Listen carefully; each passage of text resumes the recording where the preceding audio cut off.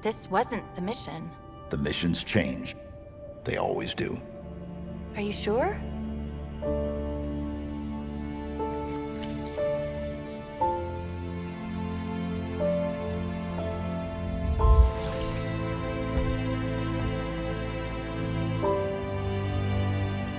I just finished the Halo Infinite campaign.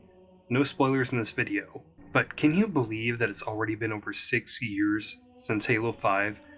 A game that, let's be honest, isn't exactly the best the franchise has to offer. But now, after so many years and even a year-long delay, we finally have Halo Infinite. Was it worth the long wait? Let's talk about it. So let's start with the story. This game starts off with a bang, and I've seen a lot of people complain about the opening and say it's confusing. I don't really get that. It seemed pretty straightforward to me, and every question I had about what was going on and why this happened was all answered. So if you are wondering about what's going on in the beginning of the game, don't worry. As the story continues, more and more is revealed about why you are there. Also, pick up every audio log you can find. They are the best audio logs I've come across in almost any game. They actually tell really great and interesting stories that flesh out what's going on even more, and you even get some extra insight into what happened to characters that appeared in previous games. So the gist of the story, without any spoilers, is that you need to stop the Banished from taking control of the Zeta Halo ring. There is more to it, but I don't want to say anything about it because I thought it was something definitely worth experiencing, and I wouldn't want it to be spoiled by some jerk on the internet.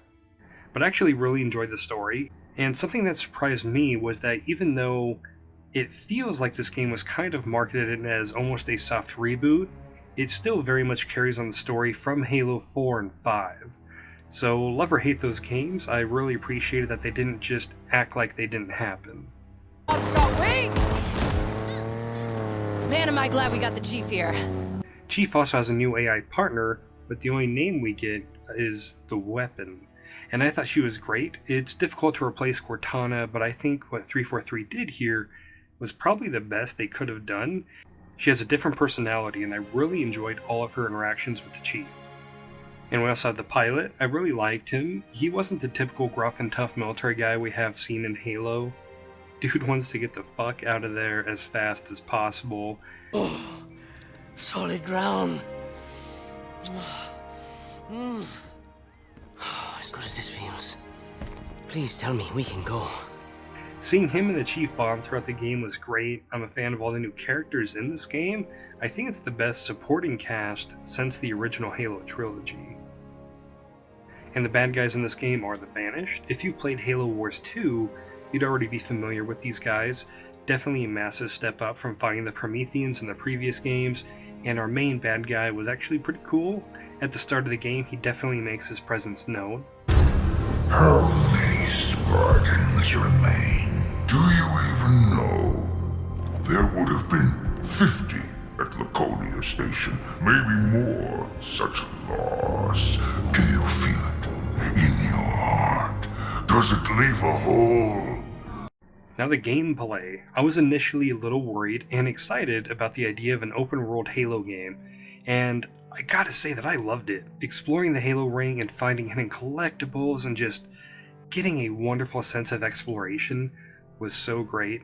It definitely has some of that Far Cry DNA with taking over forward operating bases, to having side missions littered across the map, but it's very well done, and they don't ever overdo it. I felt like it was the perfect amount. I never looked at the map and sighed about how much there was to do.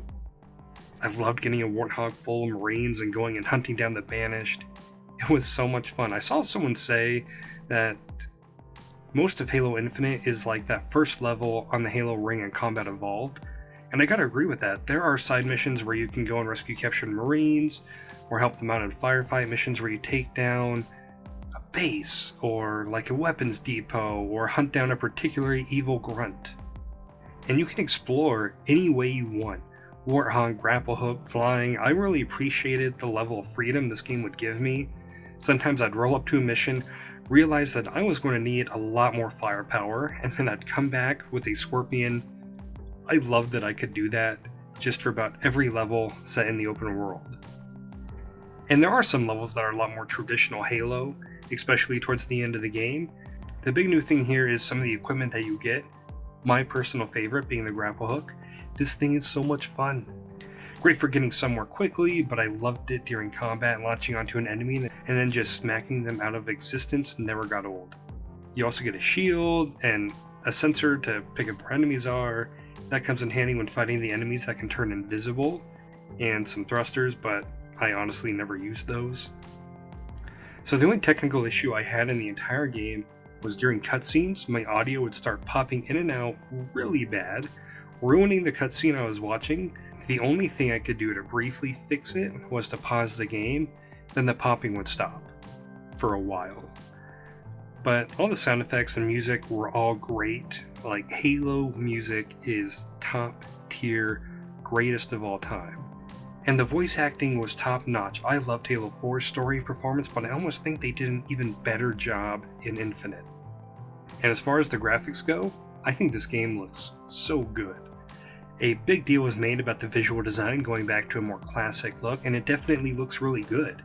And the open world is stunning to look at, and it has so many just picture perfect moments, like when the sun is hitting just right and everything looks great, and it just looks like a Halo game. It has that wonderful Halo vibe that the original games had. Something that for me personally will make a game stand out is if I have an emotional reaction, whether that be a story moment making me tear up or just like extreme joy from having fun from playing the game. And Halo Infinite does that for me. I mean, it's been over 6 years since our last mainline Halo game, and I think Halo Infinite was well worth the wait, and in my opinion, might just be one of the best Halo games ever made. I can't wait to see what the next chapter of Halo has in store. Also, small heads up, stay after the credits of the game and you'll get a little tease of what's possibly coming next. If you've been playing Halo Infinite, let me know what your thoughts are. Have a good one.